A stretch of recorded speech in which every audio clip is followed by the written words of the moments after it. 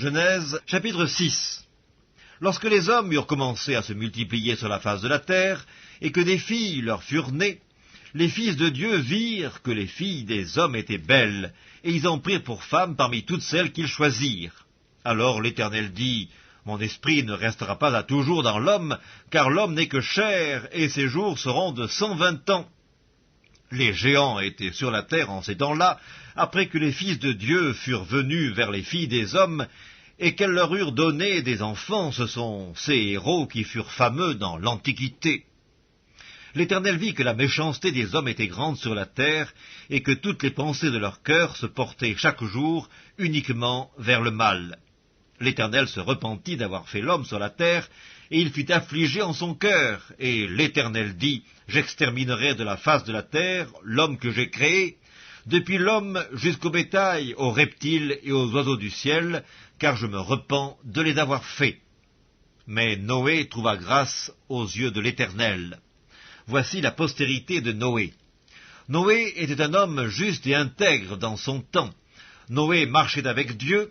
Noé engendra 3 fils, Sem, Cam et Japheth. La terre était corrompue devant Dieu, la terre était pleine de violence. Dieu regarda la terre, et voici, elle était corrompue, car toute chair avait corrompu sa voie sur la terre. Alors Dieu dit à Noé, « La fin de toute chair est arrêtée par devers moi, car ils ont rempli la terre de violence. Voici, je vais les détruire avec la terre. Fais-toi une arche de bois de gopher, tu disposeras cette arche en cellules, et tu l'enduiras de poids en dedans et en dehors. Voici comment tu la feras.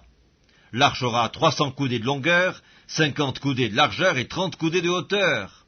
Tu feras à l'arche une fenêtre que tu réduiras à une coudée en haut.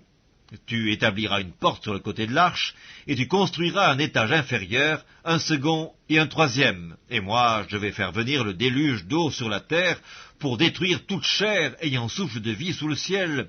Tout ce qui est sur la terre périra. Mais j'établis mon alliance avec toi. Tu entreras dans l'arche, toi et tes fils, ta femme et les femmes de tes fils avec toi. De tout ce qui vit, de toute chair, tu feras entrer dans l'arche 2 de chaque espèce, pour les conserver en vie avec toi. Il y aura un mâle et une femelle, des oiseaux selon leur espèce, du bétail selon son espèce, et de tous les reptiles de la terre selon leur espèce. 2 de chaque espèce viendront vers toi pour que tu leur conserves la vie. Et toi, prends de tous les aliments que l'on mange, et fais-en une provision auprès de toi, afin qu'ils te servent de nourriture, ainsi qu'à eux. » C'est ce que fit Noé. Il exécuta tout ce que Dieu lui avait ordonné.